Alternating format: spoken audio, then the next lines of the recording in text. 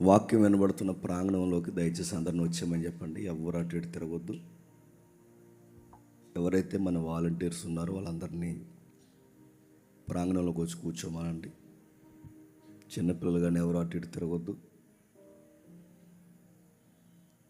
మనం వాక్యాన్ని కేంద్రీకరించి వాక్యాన్ని గౌరవించి సెమినార్కి వచ్చాం కనుక వాక్యం చెబుతున్నప్పుడు ఎవరు అశ్రద్ధగా ఉండొద్దు. దయచేసి ఎవరు బయట ఉండొద్దు. అందరిని వచ్చామని చెప్పండి. ఒక వాలంటీర్స్ తప్ప ఎవరు తిరగడానికి వీల్లేదు.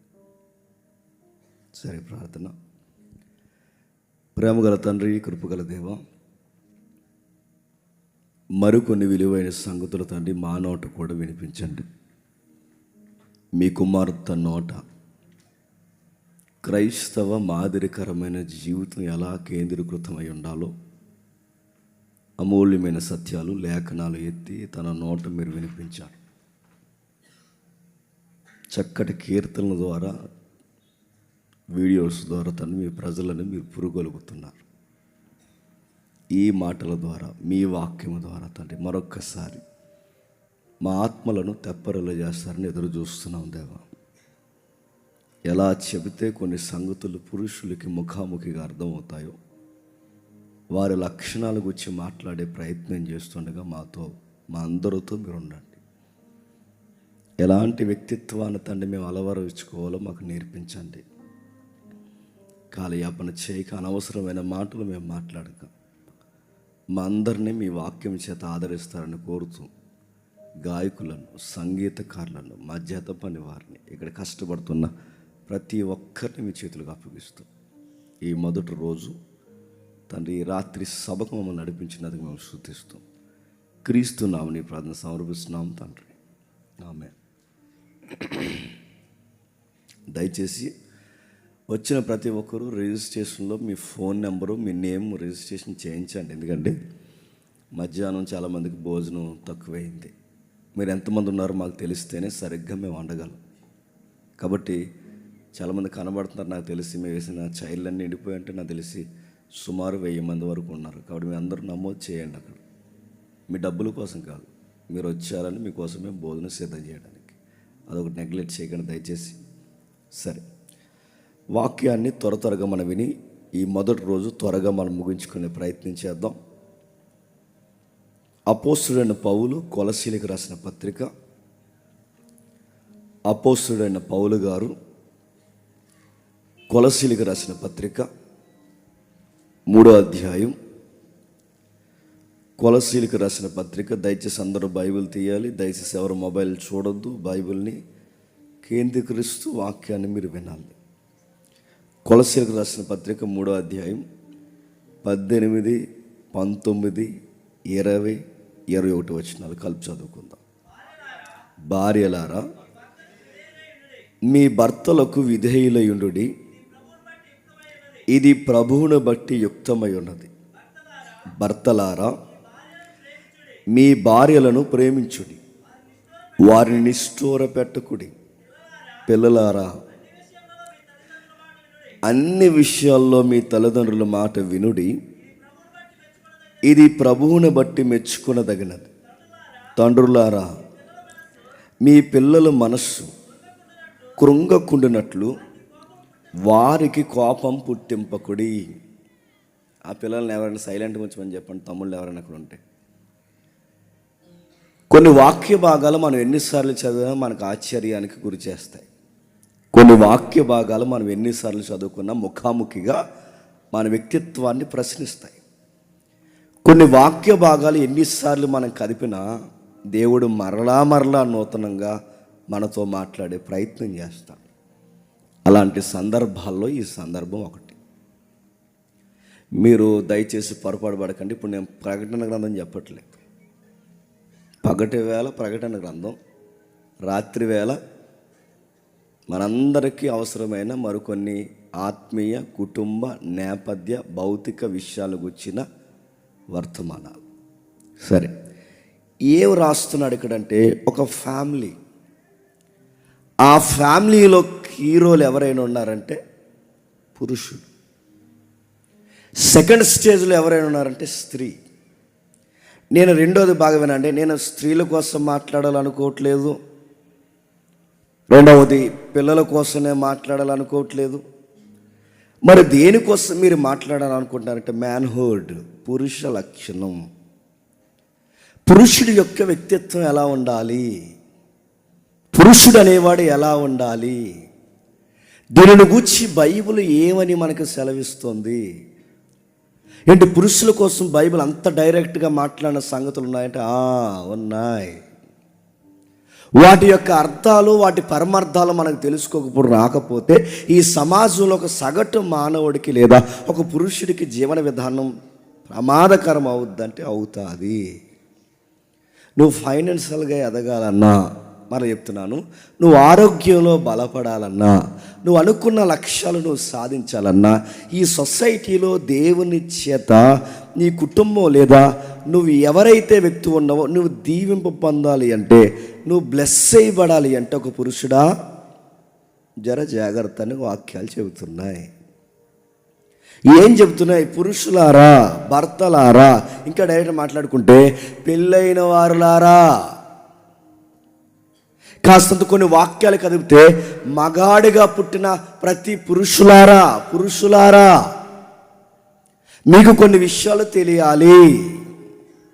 కానీ గమ్మత్తు చెప్తున్నా, మనకి పురుషులు ఎలా ఉండాలో బైబిల్ మనకు నేర్పించే లోపే ఈ సమాజం నేర్పించకూడని అడ్డగోలు విషయాలు మనకి నేర్పించేశాయి. ఈ లెసన్ ప్రిపేర్ అవుతున్నప్పుడు నేను కూడా కనబడ్డా. ఈ వర్తమానం ప్రిపేర్ అవుతున్నప్పుడు ఇప్పుడు అప్పుడే వద్దులే తర్వాత చెప్దాం అనుకుని ఈరోజు నిజానికి కాలము సంపూర్ణమైనప్పుడు తన కుమారుడిని దేవుడు ఎందుకు పంపాడన్న ఒక హిస్టారికల్ లైన్ నేను ఎత్తుకుందాం అనుకున్నాను. కానీ సహోదరుల సలహా మేరకు పబ్లిక్ వచ్చిన తర్వాత లెసన్ చెప్తాను. ప్రస్తుతానికి మనకు కావాల్సిన ఒక ఈ టాపిక్ చెప్పమన్నానికి నేను ఇందులోకి దిగాను. కానీ ఎందుకో ఇది ప్రిపేర్ అవుతుంటే నన్ను నేను చూసుకున్నట్టు అనిపించింది. కొంచెం ఏముంది అందులో అంటే బాగా వినండి. దీనికోసం ఆలోచించాలా, పురుషుల యొక్క లక్షణాల కోసం. పురుషులకి ఎమోషన్స్ ఉంటాయి. ఈరోజు కేవలం పురుషుల కోసమే. పురుషులకి ఎమోషన్స్ ఉంటాయంటే ఉంటాయి. వాళ్ళ ఎమోషన్స్ ఎలా ఉంటుందో తెలిసిన, అప్పుడప్పుడు వాళ్ళు గట్టిగా అరుస్తారు. నీ ఇంట్లో నువ్వు అరుస్తావు లేదో నాకు తెలియదు, కానీ చెప్పండి, నేను అరుస్తా. అప్పుడప్పుడు గట్టిగా అరుస్తారు. కొంతమంది పురుషులు ఎదురుగా కనబడిన వస్తువుల్ని చెప్పండి తన్నుతారు. టీవీ అయితే టీవీని పగల కొడతారు. అక్కడ ఏ వస్తువు ఉంటే వస్తుంది అంటారు. కళ్ళెర చేస్తారు. వాళ్ళ మాట తాగడికి ఒక్కసారే ఇల్లు అంతా నిశ్శబ్దం అయిపోతుంది. ఎందుకంటే అది పురుషుల లక్షణాలన్నీ ఒక అలవాటు ఉంది మనకి. మరలో అడుగుతున్నాను, ఇంత ఎమోషన్ మనం క్యారీ చేసిన తర్వాత నెక్స్ట్ ఏంట్రా అని ఎప్పుడన్నా పురుషుల్లో మరో లక్షణం ఏంటి చెప్పినా, అప్పుడప్పుడు కొంతమంది పురుషులు ఏడుస్తారు. ఒంటరిగా కూర్చుంటారు, ఏదో కోల్పోయినట్టుంటారు. ఆ కోల్పోయిన తర్వాత అసలు ఏం జరుగుతుందని తనను తాను ప్రశ్నించుకున్నప్పుడు ఎందుకు కొట్టాను రా అనే ఫీల్ అయ్యే విషయాలు కూడా మగాళ్ళకు ఉంటాయి. వాళ్ళ ఎమోషన్స్ని వాళ్ళు క్యారీ చేస్తున్నప్పుడు వాటిని ఎందుకు కొన్ని విషయాల్లో కంట్రోల్ చేయలేకపోతున్నారంటే, ఈ సమాజం మనల్ని కంట్రోల్లో పెట్టే సలహాలు మనకు ఇవ్వలేదు. మరి ఎలాంటి లక్షణాలు ఇచ్చింది, ఎలాంటి విషయాలు మాట్లాడుతుందంటే, పురుషుడికి డెఫినేషన్ ఇచ్చింది ఈ సమాజం. పురుషుడికి డెఫినేషన్ ఎలాంటి డెఫినేషన్ ఇచ్చింది, ఎలాంటి డెఫినేషన్ ఇచ్చిందంటే, మగాడు అన్నాక ఆ మాత్రం కోపం ఉంటుందండి, అరుస్తాడు, పడతాడు, అవసరమైతే గోడకేసి గుద్దుకుంటాడు. ఆ మాత్రం ఉంటుంది మగాడంటే. ఆ మీసాలకున్న పొగరు ఉంటుంది, ఆడి కండరాలకున్న పొగరు ఉంటుంది. ఆ మాత్రం అరుస్తాడు, కొడతాడు. 2 దెబ్బలు ఆడపిల్లని కొడితే ఏంటి కొడతాడు. ఈ వకాల్తా బుచ్చుకుని మనకు సలహాలు ఇచ్చేవాళ్ళు ఉన్నారు లేదా? పురుషుడు అన్నాక తిడతాడు, కొడతాడు, సంపాదిస్తున్నాడండి. ఒక మాట అంటే ఏంటండి, పురుషుడు ఇలా ఉండాలని, ఆడిలా కోప్పడాలని, ఇలా ప్రవర్తించాలని, వాడి బిహేవియర్ ఇదని పురుషులకి కొన్ని నేర్పించే సమాజం. ఈ సమాజంలో ఒక లక్షణాలు ఉన్నాయి. పాత సినిమాలు అంటే 90s టైంలో, అంటే అంకుల్ గారు వాళ్ళ టైం అలా, ఆ యంగేజ్ టైంలో, ఆ టైంలో మీరు చూడండి. అంటే అప్పుడు మనం పుట్టాం వాళ్ళ యంగేజ్లో అన్నమాట. ఆ అంకుల్ గారు అక్కడ ఉన్నారు చూడండి. ఆ టైంలో అప్పుడప్పుడు ఆ సినిమాలు మనం చూసే వాళ్ళు మారకముందు పురుషుడు అనగానే ఒక అజమాయిషి, ఇంట్లో ఏదో అడావుడు జరుగుద్ది. పురుషుడు ఇంట్లో హీరో ఇలా బయటకు వస్తాడు. ఇలా బయటకు వచ్చిన తర్వాత ఇలా చూస్తాడు, ఇలా చూసి ఇలా వచ్చి అంటాడు, లోపలికి వెళ్ళు అంటాడు. అలాగేనండి అని వెళ్ళిపోద్ది హీరోయిన్ అనమాట లోపల. అదొక క్లాసిక్ సీన్ అది సినిమాల్లో. మా ఫ్రెండ్ వస్తున్నాను నువ్వు లోపలికి వెళ్ళంటే అలాగేనండి వెళ్ళిపోతున్నా. అదొక క్లాసిక్ సీన్ అయింది ఆ రోజులు. ఇప్పుడు చూడండి, పురుషులు సినిమాల్లో కూడా ఆధిపత్యం ఉంది, సమాజంలో ఆధిపత్యం ఉంది. పురుషుడంటే ఏంటి? అరుస్తాడు. పురుషుడంటే ఏంటి? కొడతాడు. పురుషుడంటే ఏంటి? తిడతాడు. పురుషుడంటే ఏంటి? వస్తువులు పగలగొట్టేస్తాడు. పురుషుడికి అర్థాలు చెప్పింది ఈ సమాజం, అంటే అర్థాలు చెప్పింది. అందుకే చూడండి, సినిమాలు ఎప్పుడు మీరు చూడండి, పై చెయ్యి ఎప్పుడు ఎవరిది ఉంటుంది చెప్పండి? మగాడిది. పురుషుడికి అంత పెద్దపేట ఇలానే ఉండాలని పాత సినిమాలు మొదలుకొని, పాత రచనలు మొదలుకొని జనరేషన్ అంతా అలా ఉండాలనగానే, అందుకే చూడండి, ఆ రోజుల్లో ఇంటి వెళ్ళాలనగానే మౌనంగా ఉండాలి, ఇంటి మగాడు అనగానే బాగా అరాలి, ఆడు కనుసైగుతో అనగానే లోపలికి వెళ్ళిపోవాలి. అదో రకమైన యాటిట్యూడ్ అది. ఇలా ఉండాలని ఎవరు నేర్పించారని నేర్పించింది ఈ ప్రపంచమే నేర్పించింది. అందుకే చూడండి, ఈ ప్రపంచం నేర్పించినప్పుడు ఆడపిల్లల మీద దాడి జరుగుతున్నప్పుడు కూడా వాళ్ళని సపోర్ట్ చేసేలా ఉన్నారు. కొంతమంది మగాళ్ళు ఉంటారు, బాగా వినాలి ఇవన్నీ. ఈ స్టోరీ మీకు అర్థమైతే కొన్ని ఎదరికెళ్ళి కొద్ది విషయాలు అర్థమవుతాయి. కొంతమంది మగాళ్ళు ఉంటారు, వాళ్ళు ఎలా ఉంటారు చెప్పిన, ఆడు అలా ఉండాలని అని అలా ప్రిపేర్ చేస్తారండి. ఎందుకు ఎప్పుడు ఆడు ముఖంలో నవ్వు ఉండదు, ముడిస్ట్ ముఖం అది. ఇలా వస్తాడు, ఇంట్లోకి వస్తాడు. పోలీసుడు ఇంట్లోకి వస్తే ఎలా ఉంటుందో చెప్పండి. ఈ పెద్ద మనిషి ఇంట్లోకి వచ్చినా కూడా చెప్పండి అలాగే ఉంటుంది. ఆడు పోలీసు వాళ్ళకి ఇంట్లోకి వచ్చి, బాగా వినండి, ఆ ఇంట్లోకి వచ్చిన తర్వాత ఏం చేద్దావు అని అడుగుతాడు. తిన్నావా? తిన్నానండి. పడుకో అంటాడు. ఎంత పోలీసుడు యాటిట్యూడ్ కాదు చెప్పండి. ఏంటి నడుతున్నాను, ఏంటి, ఆ తర్వాత అడగడం ఏంటి, తిన్నావా అని అడగంటే పడుగా 11 అవుతుంది, ఇంకా అర్ధరాత్రి వరకు యాదవ్యాసాలు ఎక్కువైపోయింది నీకు మళ్ళీ నడుతున్నాను. ఈ యాటిట్యూడ్ చూడండి, ఒక ఆఫీసర్ వచ్చినట్టు, ఒక పోలీసుడు వచ్చినట్టు ప్రవర్తించే పురుషులు ఉన్నారా లేదా? ఏమాత్రం మీరు చూడండి, ప్రేమ లేకుండా, అనురాగం లేకుండా, మీరు ఎక్కడ మీరు చూడండి, మేకపోతు గాంభీర్యాన్ని చూపిస్తూ, వాళ్ళ ముఖం మీద నవ్వు లేకుండా, కనీసం ఒక ముద్దుగా మాట్లాడే మాట కూడా లేకుండా, ఇలా ఉంటేనే మాట వింటారన్నట్టు అలవాటు చేసుకున్న వాళ్ళు ఉన్నారా లేదు చెప్పండి.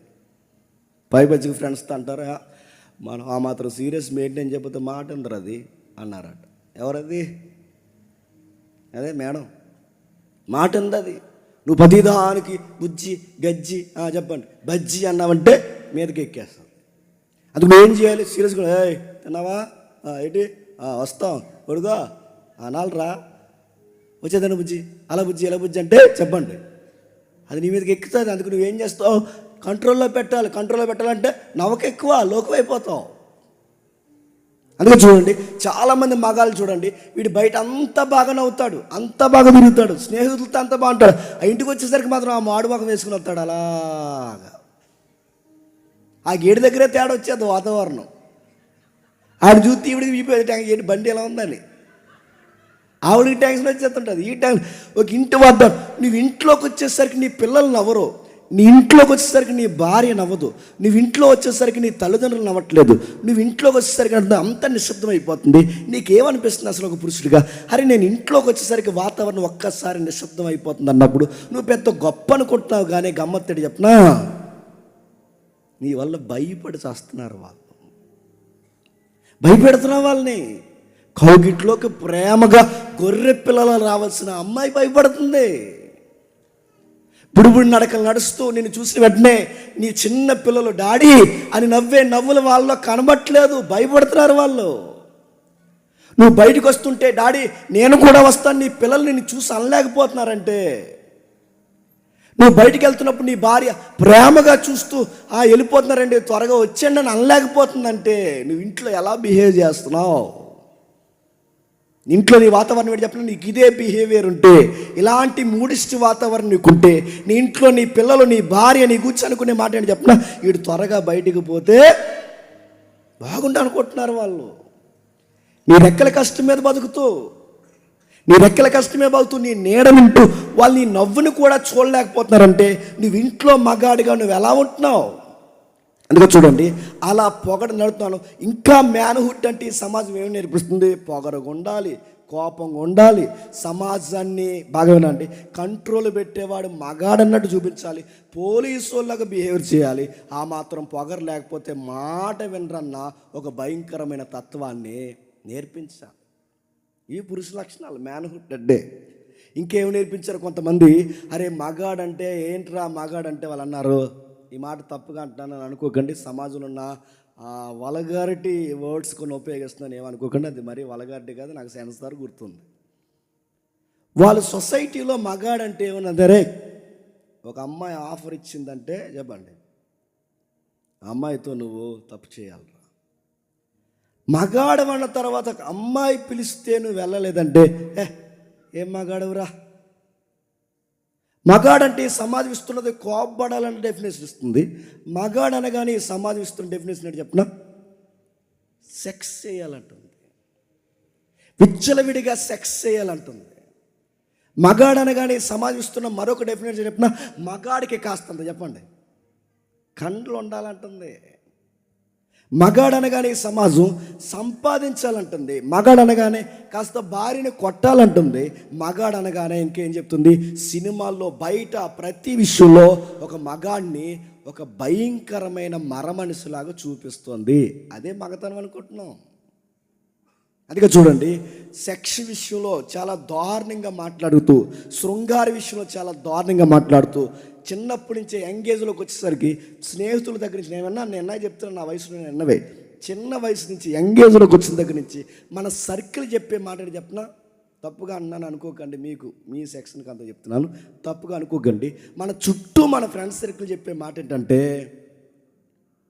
నువ్వు కట్టుకోబోయేదాన్ని కానీ నీతో తిరిగేదాన్ని కానీ సెక్షువల్గా తాన్ని ఎంజాయ్లో ముంచేయాలని చెప్తారు. మళ్ళీ ఇంకొకరి వైపు చూడకూడదంటే, నీ మగతనం జీవించరా, వచ్చిన ఆఫర్ వదలకరా, ఇలాంటి దరిద్రపు మాటలు చెప్పినప్పుడు చాలామంది మగపిల్లలు చేసే తప్పు చాలామంది ఉండే ఉంటారు. ఒకవేళ లేకపోతే దేవుడికి మహిమ కలుగును కాక, ఆ సెక్షలో ఆ ఎదుటి వ్యక్తిని, అమ్మాయిని లేదా నీ పర్సనాలిటీ ఎవరైతే ఉన్నారో ఎదురుగా ఉన్నా ఆ వ్యక్తిని నువ్వు తృప్తిపరచడానికి చాలామంది ఫోర్నోగ్రఫీకి అలవాటు పడ్డారంటే మీరు నమ్మగలరా? అంటే ఎలా చేయాలి, వాళ్ళని ఎలా హ్యాపీగా ఉంచాలి, అందులో భంగిమలేంటి, ఎలా ఉండాలని ఫోర్నోగ్రఫీకి అలవాటు పడిపోయిన వాళ్ళు ఉన్నారు. రెండోది, వయాగ్రా అనే కొన్ని ట్యాబ్లెట్స్ ఉన్నాయి. ఆ భయంకరమైన ట్యాబ్లెట్స్ వాడి గుండెపోట్లు తెచ్చుకున్న చాలామంది పురుషులు ఉన్నారు. ఎలా ఉండాలంటే, ఒక జంతువులాగా సెక్స్ చేస్తేనే నా లైఫ్ పార్ట్నర్ లేదా నా లవర్ని లేదా నాతో ఉండాలనుకున్న అమ్మాయిని నేను ఎలా ఉంటేనే నన్ను మగాడుగా అర్థం చేసుకుంటుంది, లేకపోతే నన్ను మగాడు అనుకోదు అనుకున్నప్పుడు ఇలాంటి పిచ్చి మాటలు సలహాలు ఇచ్చేసరికి బ్లూ ఫిల్మ్లు చూస్తున్నారు, ఫోర్న్ వీడియోలు చూస్తున్నారు, రాంగ్ వెబ్సైట్స్కి వెళ్తున్నారు, మెడిసిన్స్ వాడుతున్నారు, కొకైన్లు ఎక్కించుకుంటున్నారు. దీని దెబ్బకి వాళ్ళు ఏమవుతున్నారంటే ఆరోగ్యాలు అట్టుడికిపోతున్నాయి, సంతానోత్పత్తి తగ్గిపోతుంది, ఎముకలు గొల్లైపోతున్నాయి. వాడు చేయాల్సిన సహసిద్ధమైన లక్షణాన్ని వాడు భయంకరమైన దానికి ఉపయోగిస్తే సుఖవ్యాధులు వచ్చి చస్తున్నారు ఈరోజు చాలామంది యంగ్స్టర్స్కి హెచ్ఐవి ఉన్నట్టు మీరు నమ్మగలరా? చాలామంది యంగ్స్టర్స్కి ఎయిడ్స్ ఉన్నట్టు మీరు నమ్మగలరా? చాలామంది ఇండస్ట్రీలో కొంతమంది పేర్లు చెప్పకూడదు, లైవ్ వెళ్తుంది, పెద్ద పెద్ద హీరోలకి పెద్ద పెద్ద హీరోయిన్లు కూడా సుఖవ్యాధులతో బాధపడుతున్న వాళ్ళు ఉన్నారు, ఆల్రెడీ కాలం చేసేసిన వాళ్ళు ఉన్నారంటే మీరు నమ్మగలరా? ఎందుకు ఇలా బలి అయిపోతున్నారంటే ఆ సమాజం చెప్తుంది ఏమని, నువ్వు పురుషుడురా, నువ్వు ఇలా శృంగారం చెయ్యాలరా, ఇది చేయకపోతే నేను చేతగానోడు అనుకుంటారా, దాని కొరకు నువ్వు ఏదో ఒకటి చేయాలనగానే భార్యతో కూడా ఈ మాట్లాడటం ఏమనుకోకండి, భార్యతో కూడా బ్లూ ఫిల్మ్లో చూసిన ఆ భంగిములను ప్రయోగాలు చేసే పనికి మాలిన సన్నాసిగాళ్ళు ఉన్నారంటే మీరు నమ్మగలరా? ఉన్నారు సన్నాసి యాదవులు. అరే నువ్వెక్కడో దిక్కుమాలిన చిత్రాలు చూసి ఆ ప్రయోగాలు ఈ ఆడపిల్ల మీద చేస్తే మనిషి అనుకుంటున్నావా, లేకపోతే మృగం అనుకుంటున్నావా, మనుషు అనుకుంటున్నావా, జంతువు అనుకుంటున్నావా? నీ భార్యది, నీ భార్య మీద ప్రయోగాలేంటి? నువ్వు చూస్తున్న వారు ఎవరైతే ఉన్నారో వాళ్ళ వృత్తే అది, నువ్వు చూస్తున్న వాళ్ళ వృత్తి అది. వాళ్ళు భయంకరమైన భంగిమలు పెడతారు, వాళ్ళు దొల్లుతారు, ఎగురుతారు, భయంకరమైన ఏవైతే ఈ మాట వాడుతున్నా నన్ను తప్పుగా అనుకోకండి, వాళ్ళ భయంకరమైన యాంగిల్స్లో వాళ్ళు మూవ్ అవుతారు. ఆ ప్రయోగాలు ఈ పిల్ల మీద చేస్తే ఎలా? అసలు నువ్వు మనిషివేనంటే నీకు ఇలాంటి రాంగ్ యాటిట్యూడ్, ఈ డెవిల్ యాటిట్యూడ్ నీకు ఎవరు నేర్పించారంటే నీ సన్నాసేద వాళ్ళందరూ నేర్పించారు నీ చుట్టూ. అమ్మాయి అంటే ఈ భంగిమలు ఉండాలి, అమ్మాయి అంటే ఈ యాంగిల్స్ ఉండాలి, అమ్మాయి అంటే ఈ మాట్లాడినా తప్పుగా అనుకోకండి. ఇదిగో ఈ ఆకారంలో ఇలా ఉండాలి, వెయిట్ ఇలా ఉండాలి, వైట్ ఇలా ఉండాలి. నీకు ఎవడరా చెప్పింది ఇవన్నీ అంటే నీ సన్నాసేద వాళ్ళందరూ చెప్పారు నీకు. నేను అడుగుతా, నీ చుట్టూ ఉన్న నీ ఫ్రెండ్స్ ఒక్క ఎదవ దగ్గర రీల్స్ ఓపెన్ చేస్తే ఆ రీల్స్ హిస్టరీ అంతా ఏంటి? చెత్త ఉంటుంది ఆ రీల్స్ అంతా. యూట్యూబ్కి కానీ నేను అడుగుతాను, యూట్యూబ్కి కానీ ఇన్స్టాకి కానీ ఫేస్బుక్ కానీ ఉండే లక్షణం చెప్పిన, నువ్వు ఏ చెత్త అయితే ఎక్కువ చూస్తావో ఆ చెత్తే డిస్ప్లే వస్తుంది, గుర్తుపెట్టుకో. ఎవరైనా చూడండి, ఆడు ఫోన్ చూసి యూట్యూబ్లో ఏమి వస్తున్నాయో చూడండి. దేవుడి పాటలు రావు ఎదవకి, ఏమొస్తుంది చెప్పండి? ఆ షార్ట్లు కానీ ఇవన్నీ అడుగుతున్నాను. ఏం చూస్తున్నావు? ఇలాంటి ఎదవలు నీకు సలహా ఇవ్వడం ఏమని? నీ మగతనం నిరూపించుకోరా, నీ మగతనం నిరూపించుకోరంటే ఈ మగతనం నిరూపించుకునే ప్రయత్నం. ఏ మగతనం? ప్రయోగాలు చేసి చంపేస్తావా పిల్లని? నీ మగతనం నిరూపించుకోవడానికి నీ భార్య మీద ప్రయోగాలు చేస్తే ఆ పిల్ల కాపురం చేయలేక అమ్మా నాన్న దగ్గరికి పరిగెడితే వీడు మళ్ళీ ఈ పోటీగాడి పెద్దల సభలో అన్నాడట, ఆ రచ్చబండ్లో తగువ పెడతా అన్నాడట, మీ అమ్మాయి నా దగ్గర పడుకోవట్లేదండి అన్నాడు. ఎంత సిగ్గులేని ఎదవనాలండి. నలుగురు ఉన్నప్పుడు మీ అమ్మాయి నా దగ్గర పడుకోవట్లేదు అన్నావంటే నువ్వు పడుకోవడం వచ్చా అని అడుగుతున్నాను. నీకు మృగానువు, నువ్వు జంతువు, నువ్వు పనికి మళ్ళీ ఎదల ఫోర్న్ సైట్లు ఉంటే, ఆ బ్లూ ఫిల్మ్ సైట్లు ఉంటే ఆ రాంగ్ యాటిట్యూడ్ నీ పిల్ల మీద చూపిస్తున్నా ఉంటే ఎవడు చెప్పాడు నీకు మగతనం అంటే ఇదని? నేను ప్రేమగా నీ భార్య ముద్దెట్టడానికి భయపడుతుందంటే నీకు సెక్స్ చేయడం వచ్చా? నడుతున్నాను మగాడు, నిన్ను అడుగుతాను, మగాడు అని ఏ మేసాలో గడ్డాలు చూసి మురిసిపోతున్నావో నీ భార్య నీ కౌగిట్లోకి ఆనందంగా రాలేకపోతున్నా. నీకు సెక్స్ అంటే ఏం తెలుసు? బైబిల్ చెప్తుంది ఒక హెల్దీ సెక్స్ ఉంది బైబిల్లో. పానుపు నిష్కల్మషంగా, పానుపు ఆరోగ్యకరంగా, దేవుని దృష్టికి మానవుల దృష్టికి ఒక సమాధానకరమైన సంతాన ఉత్పత్తిలో సెక్స్ ఉండాలని బైబిల్ డెఫినేషన్లు ఉన్నాయన్న సంగతి నీకు తెలుసా? పురుషుల గురించి బైబిల్ ఎద్దేవా చేసింది, మాట్లాడింది. ఎవడైనా చెప్తున్నాను, నీ సర్కిల్లో, నీ కాలేజీలో, నీ ఉద్యోగంలో, ఈ సమాజంలో పురుషులారా ఎవరైతున్నారో నిన్నే ఓ మనిషి, ఒక పురుషుడా, ఏ మ్యాన్ నీకే చెప్తున్నాను, ఎవడైనా ఇలాంటి సలహాలు నీకు ఇస్తే నేను మళ్ళీ చెప్తున్నాను, అది రైట్ డెఫినేషన్ కాదు. మగాడంటే శృంగారంలో ఆరితేలిపోవాలని ఎవడన్నా చెప్తే నమ్మకండి. ఇలాంటి బోర్డు సలహాలన్నీ పాటించి సెక్స్లో నాలెడ్జ్ నేర్చుకోవాలని పనికి మళ్ళీ సైట్లలో నాలెడ్జ్ పెంచుకొని చివరికి వాడు రోడ్డు మీదకి వస్తే ఆడ కుక్కనే ఆడ పిల్లనే సమానంగా చూసే సైకో ఎదవలు ఈరోజు తయారవుతున్నారంటే వీళ్ళందరూ ఇలా తయారవడానికి కారణం ఏంటి చెప్పండి? మగాడంటే ఎలా ఉండాలి, మగాడంటే ఎలా ఉండాలని అనవసరమైన వాటిని అలవాటు చేయడం వల్లేగా, ఈ బ్లూ ఫిల్మ్ అలవాటు అవడం వల్లేగా. ఇలాంటివి చూసినప్పుడు వాడి బాడీ రేగినప్పుడు, వాడు పరిపక్వత దశలో ఉన్నప్పుడు ఇలాంటి విషయాలు చూస్తే వాడికి రోడ్డు మీద ఆడ కుక్క ఆడ పిల్ల ఒకేలా కనబడుతుంది. వాడికి ఎందుకు వాడు అలా అయ్యాడు? కారణం ఏంటి చెప్పండి? వాడికి ఎవడో చెప్పాడు పురుషుడు అంటే ఎలా ఉండాలని. నడుతున్నాను, నీ ఇంట్లో చూసి నీ వదిని చూసినట్టు చూడలేకపోతున్నావు, నీ ఇంట్లో చూసి నీ చెల్లిని చూసినట్టు చూడలేకపోతున్నావు, నీ ఇంట్లోనే నీ మనుషులను చూసినట్టు చూడలేకపోతున్నావు. నువ్వు బయటికి వెళ్తే ప్రతి ఒక్క నా పైనుంచి కింద వరకు ఆ పిల్లని నీకు ఎలా చూడాలనిపిస్తుంది? నీ చెల్లి కాదా, మీ వదిని కాదా, వయసులో ఉన్న మీ అమ్మ కాదా అని అడుగుతున్నావు. నీకు ఎలా చూడాలనిపిస్తుంది? నీకు పురుషుడు అనగానే ఆడపిల్లని రోడ్డు మీద కామెంట్లు చేసుకోవడమే పురుషుడు అనుకుంటున్నావా? బస్సులు వెనకాల తిరగడం పురుష లక్షణం అనుకుంటున్నావా? బస్ స్టాండ్లో పై బట్టలు నిప్పేసి నిలబడడం పురుష లక్షణం అనుకుంటున్నావా? కండలు జీవించుకోవడం పురుష లక్షణం అనుకుంటున్నావా? ఎవడు చెప్పాడు నీకు ఇది పురుష లక్షణం అని? ఎవరు నేర్పించి అడుగుతాను? ఇవి పురుష లక్షణాలు కాదు, మ్యాన్హుడ్ అంటే అది కాదు. నాకు తెలిసిన ఫ్రెండ్స్ సర్కిల్ ఉంది, బాగా వినండి. కండలు పెంచడమే మగతనం అంటారు, తెగ పెంచేస్తుంటారు అవి ఇవి తాగి. ఇక్కడొక ఇంజక్షన్, ఇక్కడొక ఇంజక్షన్, ఇక్కడొక ఇంజక్షన్. నేను చెప్తున్నాను, ఇలా ఇంజక్షన్ చేసుకున్న మా జిమ్లో ఉన్న గురువులు హార్ట్ అటాక్ వచ్చి చచ్చిపోయిన మళ్ళీ చెప్తున్నాను. చాలామందికి ఈ మధ్య బాడీలు పిచ్చి వచ్చింది, బాడీలు పిచ్చి. నడున్నాను, నీకు నిజంగా బాడీ పెరగాలంటే రా, పొలం పనికి రా, అన్నీ దిగిపోతాయి నీకు రా. పోనీ జిమ్కి వెళ్ళి అడుగుతున్నాను, నీ జిమ్ పేరు మీద నాకు తెలిసిన సర్కిల్ చెప్తాను. నేనే జిమ్లో పడి వచ్చినాను, నాకు తెలిసిన సర్కిల్లో చెప్తున్నాను. ఈ జిమ్ములకి అలవాటు పడిన కండలు ఉండాలి మంచిదే, ఫిట్నెస్ ఉండాలి మంచిదే, మగాడన్నాడక ఆడి యొక్క బలం ఆడి అలంకారం మంచిదే. కానీ ఈ ఫిట్నెస్ మీద ఫోకస్ పెట్టి చదువులు ఎగ్గొట్టిన సన్నాసేతలు ఉన్నారులే చెప్పండి. ఇప్పటికీ నా టైం లైన్లో నుంచి అప్పటి నుండి ఎప్పటికీ జిమ్ములు చేసి చేసి చేసి ఆ కండలు పెంచి పెంచి పెంచి ఉద్యోగం రాక, చదువులు రాక, టాలెంట్ రాక ఈ కండలు పెంచి మీరు దేనికి పనికొస్తారా అంటే బాడీ గార్డులకి సెక్యూరిటీ తప్ప దేనికి పనికిరారు. దానికేగా నడుతున్నాను. నీ కండలు దేనికి? రూపాయి ఉపయోగం లేని కండది. నీ ఎముకల బలం దేనికి? ఇంటికి పోసన ఇవ్వగలదా? గుప్పుడు మెతుకులు పెట్టగలదా? ఇలా చూసుకుని అద్దం ముందు ఈ మధ్యన ఎలా నిలబడిపోయి ఇలా చూసుకుని ఇలా నడుతుంది. ఏడ్రి వాసిపోయినాయా? నువ్వు చూసుకో, మాకెందుకు చెబుతున్నావు మళ్ళీ? ఇలా చూసుకుని నడుతాం, ఇలా మురిసిపోయి వయసు అయిపోయింది జిమ్ముల్లో చాలామందికి. నాకు తెలుసు, నా సర్కిల్ నేను చెప్తున్నాను. ఈ జిమ్ములు పిచ్చి బట్టి చదువులు పోయిన వాళ్ళు ఉన్నారు, ఈ జిమ్ములు పిచ్చి బట్టి నడుతున్నాను భవిష్యత్తు పోయిన వాళ్ళు ఉన్నారు. ఈ జిమ్ములని తిరిగి దేనికి పనికి రాక ఇప్పుడు కండలు పెంచుకొని ఆటోలు తోలుకుంటున్నారు చాలామంది. ఆటోలు, సెక్యూరిటీ జాబులు చేస్తున్నారు. ఏ పని చేయలేక నడుతాను. కండలు ఉంటే సరిపోద్దా?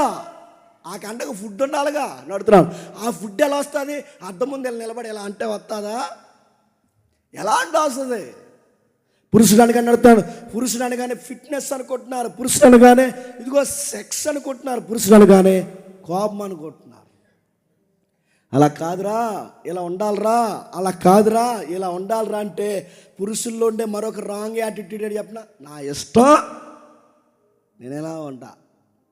ఇది ఒక డైలాగ్ అయిపోయిందిగా. నా ఇష్టం చెప్పండి, నేను ఇలాగే ఉంటా, నేను ఎవడు చెప్పింది వినను. మళ్ళీ ధైర్యం మాట్లాడి చెప్పిన ఆడి మాట ఆడేయండి అంట. పిచ్చెక్కి నీకు జాయిన్ చేయాలి ఇంక త్వరలోనే.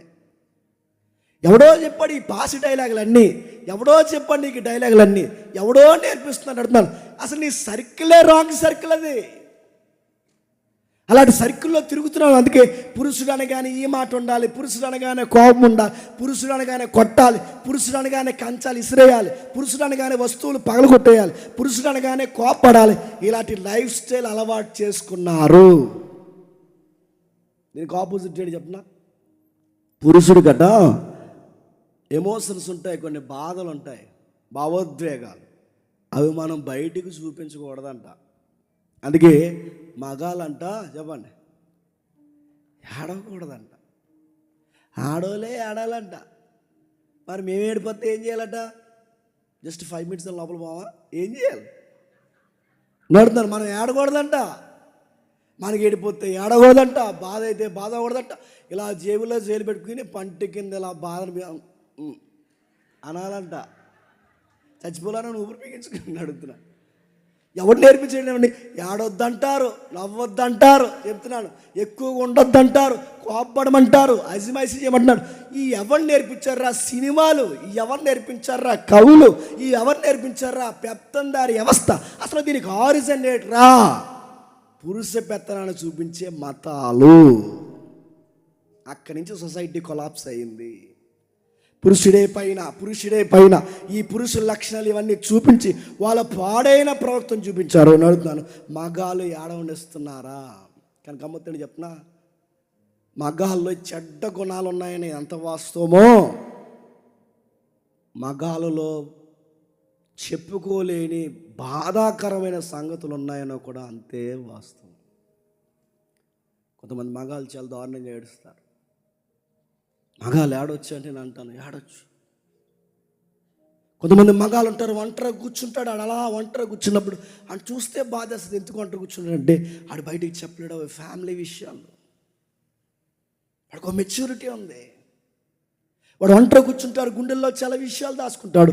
ఆ విషయాలు దాచుకున్నప్పుడు వాడు ఎవరితో పంచుకున్న కుటుంబం పరుగు పోద్ది. వాడు ఎవరికీ చెప్పలేడు. మరి ఏం చేయాలంటే ఆ బాధను తట్టుకోలేక, ఆ పంటి బిగును వాడి బాధను దాచేసుకుని ఎవరికీ చెప్పలేక సూసైడ్ చేసుకుని చచ్చిపోతున్న మగాళ్ళు ఉన్నారంటే మీరు నమ్మగలరా? అటు అమ్మను ఆనంద పెట్టాలో, ఇటు కట్టుకున్న దాన్ని ఆనంద పెట్టాలో, ఇటు తోబుట్టువుల మాట వినాలో లేదా నా భార్య తాలూకా మాటలు వినాలో ఇద్దరిని సమానంగా చూడలేక వాళ్ళలో మాట వినక వీళ్ళలో మాట వినక ఉదయం నుంచి సాయంత్రం వరకు గొడ్డులా కష్టపడి ఇంటికి వస్తే ఇంట్లో మనశ్శాంతి లేక ఇసుకుపోయి ఛీ ఇలాంటి బతికే కన్నా చచ్చిపోతే బాగుండని ఒంటరిగా పోయి ఎక్కడో నదుల దగ్గర దూరంగా కూర్చుని ఏడ్చే మగాళ్ళు ఉన్నారంటే మీరు నమ్మగలరా? మగాళ్ళు ఏడుస్తారంటే ఏడుస్తారు, మగాళ్ళు కన్నీళ్ళు దిగమింగుకుంటారంటే దిగమింగుకుంటారు. మగాల్లో చెడ్డలు ఉన్నారని ఎంత వాస్తవమో కుటుంబం కొరకు వారి విలువల కొరకు కట్టుబడే వాళ్ళు ఉన్నారంటే ఉన్నారు. వారు ఎవరైతే అన్మెచ్యూర్డ్గా ప్రవర్తించే వాళ్ళను కూడా భరించే పురుషులు ఉన్నారంటే ఉన్నారు. కొన్నిసార్లు వాళ్ళు అలా కంట్రోల్లో ఉంటారు, అవి తట్టుకోలేరు. ఆ తట్టుకోలేని టైంలో వాళ్ళు తీసుకునే నిర్ణయాలు ఏంటంటే తాగేసి తాగుబోతులైనా అయిపోతారు, ఆ బాధను తట్టుకోలేకపోతే సూసైడ్ అయినా చేసుకుంటారు, లేదా మొత్తానికి అన్నీ వదిలేసి హిమాలయాలకు పోతారు దద్దునికి పోయింది, లేదా మొత్తానికి చెప్పండి సన్యాసి అయిపోతాడు. ఈ సంవత్సరం నేను ఎదలేకపోతున్నాను, నేను భరించలేకపోతున్నాను. అందుకే ఏంటి ఇవన్నీ అంటే ఈ పురుషుల్ని అర్థం చేసుకునే మరో పురుషుడు ఉన్నాడంటే ఆడేమాత్రం చేసుకుంటాడు, ఆడు నువ్వు ఒకటే. తాడిపల్లిగూడెంలో పెట్టారంట కొత్తగా సంఘం, భార్య బాధితుల సంఘం. శ్రీకాంత్ అనే దగ్గర ఉంది నెంబరు, అడగండి. సేవ్ చేసుకున్నాడు, మరి ఎందుకో నాకు అర్థమవుతలేదు. ఆయన ఎప్పుడు ఆ నెంబర్ డిలీట్ చేయడు. బాగా భార్య బాధితుల సంఘం. అవి భార్య వల్ల బాధలు ఉంటాయి, ఇంట్లో అమ్మ వల్ల బాధలు ఉంటాయి, అత్త వల్ల బాధలు ఉంటాయి, మామ వల్ల బాధలు ఉంటాయి, తండ్రి వల్ల బాధలు ఉంటాయి, ఇంట్లో పుట్టిన పిల్లల వల్ల బాధలు ఉంటాయి, ఫైనాన్షియల్ ప్రాబ్లమ్స్ ఉంటాయి, చెప్పుకోలేని బాధలు ఉంటాయి, అనారోగ్య సమస్యలు ఉంటాయి. ఇవి ఎవరికి చెప్పుకోలేక ఈడేమవుతున్నాడు, దాచిపెట్టుకుంటాడు. ఒకేసారి బ్లోట్లా పేలిపోతాడు. ఆ పేలిపోయిన పేలుడే చచ్చిపోతాడు, తట్టుకోలేకపోతాడు. ఎంత సంపాదిస్తే దేనికండి? నా వెనకున్న వాళ్ళే నన్ను అర్థం చేసుకోలేనప్పుడు. ఓ పురుషుడా, నీకే చెప్తున్నాను, నా సహోదరులారా, అన్నలారా, తమ్ముళ్ళారా, నా జత పని వారులారా, మీ అందరికీ నేను సెలవిస్తున్నమాట, నువ్వు ఎంత ఏడాలనుకుంటున్నావు అంత ఏడ్చేయి రాత్రి. నీకే చెప్తున్నాను, నీకే చెప్తున్నా అంటున్నాడు బైబిల్లో. నీకే, ఏ పురుషుడా, నీకే నేను చెప్తున్నా. ఎమోషన్స్ని కంట్రోల్ చేయకండి, దాన్ని ఎక్స్పోజ్ చేయండి, కానీ దాన్ని అర్థవంతంగా ఎక్స్పోజ్ చేయండి. ఎంత ఏడవాలో ఏడవండి, ఎంత బాధపడాలో అంత బాధపడండి. ఎందుకంటే బైబిల్ ఇలా అంది, దుఃఖపడువారు చెప్పండి ధన్యులు. మన ఎమోషన్స్ని బట్టి దేవుడు అంటున్నాడు ఇదిగో బ్లెస్డ్ పీపుల్ మీరు. అందులో మనకు ఒక రాయితీ ఉంది, ఏడ్చే వాళ్ళ ధన్యులు అంటే ఏడవండి.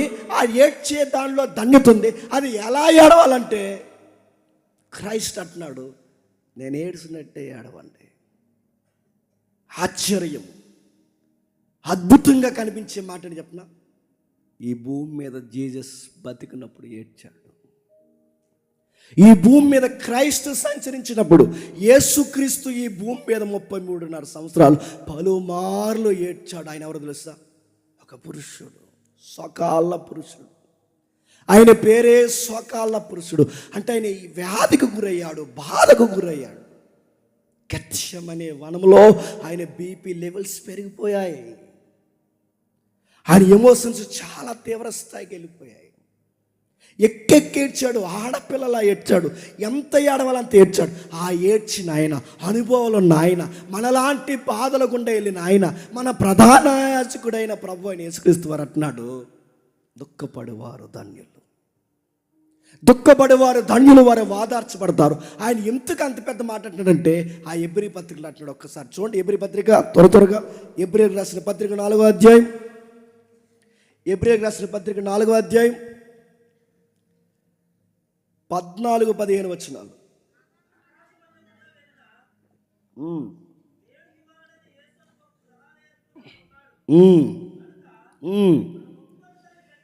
మనం ఒప్పుకొనిన దాన్ని గట్టిగా చేపట్టుతాము.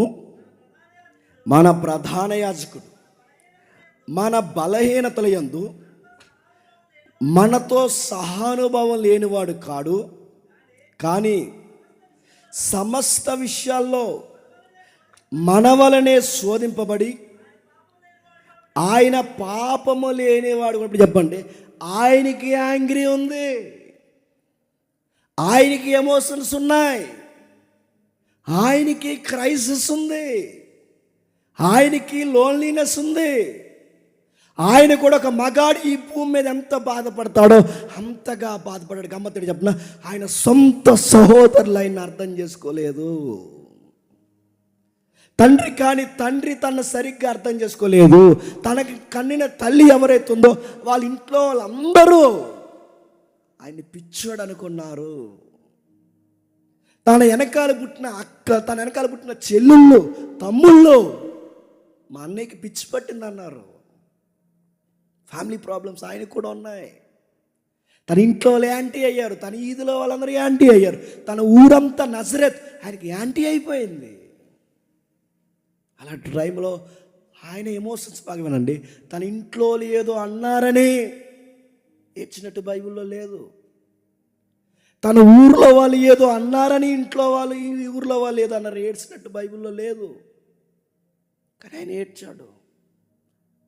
తన స్నేహితులు బాగా వినండి, తను వదిలిపోయినందుకు ఆయన ఏడవలేదు, కానీ ఆయన ఏడ్చాడు. ఆయన ఎందుకు ఏడ్చాడంటే బైబిల్ అంటుంది తండ్రి చిత్తం కోసం ఏడ్చాడు, దేవుని మహిమ కోసం ఏడ్చాడు, తన తండ్రి చిత్తాన్ని నెరవేర్చడం కోసం ఏడ్చాడు. అందుకే ఏ పురుషులు ఎవరైతే ఉన్నారో, ఓ పురుషుడా నీకు నాకు చెప్తున్నాడు, నువ్వు ఏడు కానీ నీ భార్య కోసం ఏడు, నువ్వు ఏడు నీ స్నేహితుల కోసం ఏడవద్దు, నువ్వు ఏడు, నువ్వు ఎంత ఏడవాలో ఏడు. ఆ ఏడ్చేది దేవుని కోసం ఏడు, నువ్వు ధన్యుడు అవుతావు. దుఃఖపడేవారు ధన్యులంటే ఎలా ధన్యులు? నీ అప్పుల కోసం ఏడితే ధన్యుడు అవ్వు, నీ భార్య కోసం ఏడిస్తే ధన్యుడు అవ్వు, నీ ఫైనాన్షియల్ ప్రాబ్లమ్స్ కోసం ఏడిస్తే ధన్యుడు అవ్వు, నీకు మంచి భార్య భర్త రాలేనందుకు, లేదా నీ అత్తమామలు నిన్ను అర్థం చేసుకున్నందుకు ఏడిస్తే ధన్యుడు. వాళ్ళు ఏడిపిస్తారు, అలానే ఉంచు, అలానే తాయి, ఒక నవ్వు వదిలాయి. కానీ ఒక విషయం కోసం మాత్రం ఎక్కేడు. ఆ విషయం తెలుసా, దేవా ఈ బాధల్లో, ఈ కష్టాల్లో, ఈ కన్నీళ్ళలో, ఈ అర్థం చేసుకోలేని ఈ కుటుంబంలో నీ చిత్తాన్ని నేను తుదముట్టుకు నెరవేర్చలేనేమో అని ఏడుస్తున్నాను ప్రభువా అని ఏడు. ఆయన చిత్తం కోసం ఏడు, ఆయన ప్రార్థనలో ఏడు, ఆయన వాక్యం కోసం ఏడు, ఆయన మాటల కోసం ఏడు. అవసరమైతే బీపీ తెచ్చుకో. ప్రభు అయిన యేసుక్రీస్తు వారు చెమట రంధ్రాల్లో నుంచి రక్తం వచ్చిందంట అని అడుగుతున్నాను. ఎందుకు రక్తం వచ్చిందంటే ఆయన ఎందుకు ఏడుస్తున్నాడు చెప్పనా? తన భార్య మీద కోపం వచ్చి కాదు, గుర్తుపెట్టుకోండి. తనకు భార్య లేదు, తన కుటుంబం మీద అంత బీపీ ఎందుకు వస్తుంది ఆయనకి? ఆయన ఏ చెట్లని గుద్దలేదే, ఆయన ఏ గోడల్ని గుద్దలేదే, ఆయన ఏ వస్తువుల్ని తన్నలేదే, ఆయన ఎక్కడ ఎవరి మీద గట్టిగా అరవలేదే. ఆయన గట్టిగా అరిసరిసి ఏడుస్తున్నది ఏదైనా ఉందంటే ప్రార్థనలో, నా దేవా నా దేవా నా దేవా, ఈ శారీరకమైన కష్టంలో, ఈ మానసికమైన ఇబ్బందుల్లో, ఈ సమస్యల్లో దేవా నేను చేతులెత్తి తరుస్తున్నాను ప్రభువా, ఈ పాత్ర నేను పోషించలేమని భయం వేస్తుంది. నీ చిత్తమైతే ఈ పాత్ర కొంచెం గ్యాప్ ఇవ్వు, లేదా ఇది మోయట నీ చిత్తమైతే మోయగలిగే శక్తి నువ్వు ప్రభువా. నేను అడుగుతున్నాను, మగాళ్ళందరిని అడుగుతున్నాను, ఎప్పుడన్నా దీనికోసం ఏడ్చారా? పిల్ల తిట్టింది అని ఏడిసే వాళ్ళు ఉన్నారంటే సన్నాసి గల్లందరూ. పోయిడితే ఇలా ఏడుతున్నాడు, ఒకటి ఎలాగ మా ఆవిడకి తీరుతుందండి పోలోమని. మీ ఆవిడకి తీడుతారా? ఆడు ఎవడో ఫోన్ చేశాడు, ఫోన్ చేసి మొన్న ఇప్పుడు చేశాడు, నా పక్కన ఒకరు చేసినప్పుడు అని మా ఆవిడ ఆవిడ మాట అనబోదు నేనేం చేయను, నేనేం చేయను చెప్పు. ఇదే అడిగాను నేను, మాట అంటలేదని. ఆడాడు ఏడకరా చిరాకు ఉంది, ఆవిడ మాట అడుగుతున్నా ఏం చేయమని. ఏం చేస్తావు? ప్రార్థన చేయ ఆవిడ కోసం. ఏం చేస్తావు? వదిలేమని చెప్తావా? బయటపడమని చెప్తామా? మా ఆవిడ మాట పిల్లం కొట్టిందని ఏడ్చేవాళ్ళు అడుగుతుంది. దానికి ఆడొచ్చా? మేనహుడ్ అది. పిల్లం తిట్టిందని ఏడొచ్చా? అత్త ఏదో అందని ఏడొచ్చా? మామేదో అన్నాడని ఏడొచ్చా? అప్పుల కోసం నడుతున్నాను, మగాడి ఇటు కోసం ఏడొచ్చా? చికా కనిపించట్లేదు నడుతున్నాను. వాళ్ళు ఏడ్చే కొద్ది గుర్తుపెట్టుకోండి. విన్నాను, నేను నీ కోసం ఏడాను. చెప్పండి, నా దేవుని చిత్తానికి నువ్వు అడ్డొస్తున్నందుకు నీ కోసం కూడా ప్రార్థన చేసి ఏడుస్తానే తప్ప నీ మాటలకు నేను ఏడవను. నువ్వు తెచ్చిన ఫైనాన్స్ ప్రాబ్లమ్స్ నా బుర్రకి పిచ్చెక్కిపోతున్నా ఈ ప్రాబ్లమ్స్ కోసం నేను ఏడను. ఎందుకంటే నా ఏడుపు, నా కన్నీటి బట్టు ఇలువ నాకు తెలుసు. నా దేవుని కోసం తప్ప నేను దేని కోసం ఏడవను. స్వకాళ్ళ పురుషుడు మనకు నేర్పిస్తున్న మోడల్ ఏంటో తెలుసా? దేవుని కోసం ఏడవండి. ఆయన అనుభవం లేనివాడు కదట. మన ప్రధాన యాజకుడు అనుభవం లేనివాడు కదట. మన వలే సమస్త విషయాలలో శోధింపబడి అనుభవం లేనివాడుగా లేడట. మన వలే అన్ని విషయాల్లో గుర్తుపెట్టుకోండి, అనుభవం ఉన్నవాడు కనుక మన అందరికీ చెప్తున్నాడట, మీకు ఏ బాధ ఉన్నా ఆయన అన్నాడు, నన్ను చూడండి, శ్రమలను జయించే శక్తి వస్తుంది మీకు. ఒక ఉదాహరణ చెప్పి నేను త్వరగా ముగిస్తాను.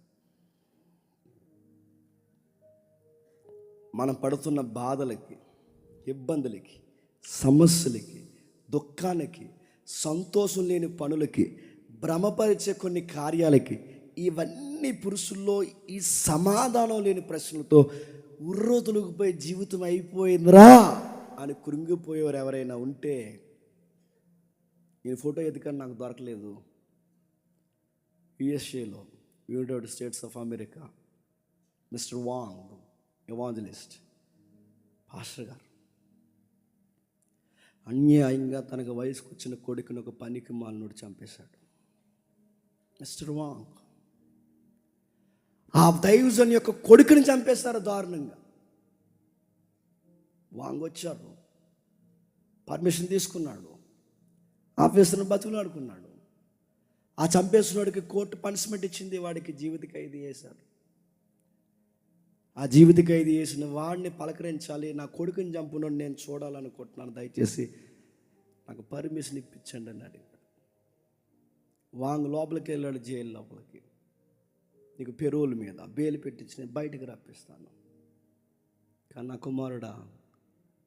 కుమారుడు వయసే నీకుంది, నా కుమారుడిని ఎందుకు చంపావని నేను అడగట్లేదు. నా కొడుకుని ఎందుకు అంత చిత్రవద గురి చేసి చంపేశాను నేను అడగట్లేదు. కానీ ఒక మాట నేను అడుగుతున్నాను, నువ్వు ప్రభు అయిన యేసుక్రీస్తు వారిని రక్షకుడిగా అంగీకరిస్తావని అన్నాడంట. ఖైదీగా ఆశ్చర్యం వేసింది, ఏంటి నీ కొడుకుని చంపిన విషయాలు నువ్వు డిస్కషన్ చేయకుండా నువ్వు నమ్మిన దేవుడిని నమ్మమని ఎలా అడుగుతున్నావంటే, మరో మాట కూడా నేను అడుగుతున్నాను, నేను బయటికి రప్పిస్తాను నా కుమారుడా. నాకు ఎలాగూ కొడుకు లేడు కనుక, జరిగింది హిస్టరీలో మీరు చదువుకోండి కావాలంటే, నాకు ఎలాగూ కొడుకు లేడు కనుక నువ్వు బయటకు వచ్చిన తర్వాత నువ్వే నా కొడుకుగా ఉంటావని అడిగాడంట. ఆ మాటకు సలించిపోయాడు ముద్దాయి. నీ కొడుకుని చంపి నన్ను కొడుక అని పిలుస్తున్నావు, నీ కుమారుని చంపి నన్ను కుమారుడు అని పిలుస్తున్నావు, నాకు బెయిల్ పెడతాను అంటున్నావు, నన్ను బయటకు తీసుకొస్తాను అంటున్నావు, నన్ను బయట పడేస్తాను అంటున్నావు, పైగా ఒక మాట నన్ను అంటున్నావు, ఐ అడాప్టెడ్ టు యూ, నిన్ను నేను దత్తత తీసుకుంటాను అంటున్నావు. ఈ లవ్ ఏంటి నాకు అర్థం కావట్లేదు అన్నాడు. అప్పుడు ఆయన అన్నాడు, నీకన్నా ఘోరాతి ఘోరమైన హంతకుడిని పలుమారు అనేకుల్ని మాటలతో చంపేశాను నేను. నా జీవిత భాగస్వామిని, నా స్నేహితుల్ని పలుమార్లు ఆత్మీయంగా నేను చంపేశాను.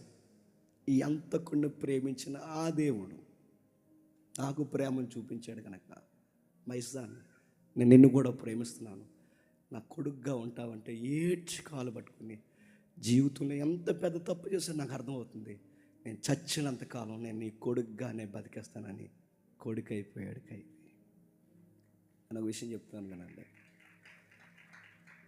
నేను అడుగుతున్నాను, మన ప్రియుల్ని చంపినోడు ఎవడైతే ఉన్నాడో, మనం ఆత్మీయంగా బాహ్యంగా ప్రేమించిన వ్యక్తులు ఎవరైతే ఉన్నారో, అలాంటి వ్యక్తి మన కళ్ళ ముందుకు వచ్చి వాళ్ళని చంపేసిన వాళ్ళు మన ముందుకు వచ్చి, మనల్ని నాశనం చేసిన వాళ్ళు మన ముందుకు వచ్చి, మన కళ్ళ ముందు మన చావును కోరుకున్న వాళ్ళు మన ముందుకు వచ్చినప్పుడు చిరునవ్వుతో వాళ్ళని ఎలా పలకరించాలనే ఆ యాటిట్యూడ్ ఎలా వస్తుంది చెప్పిన, స్వకాల పురుషుడు నీ లైఫ్లో సెంటర్ ఆఫ్ అట్రాక్షన్ అయితే వస్తుంది.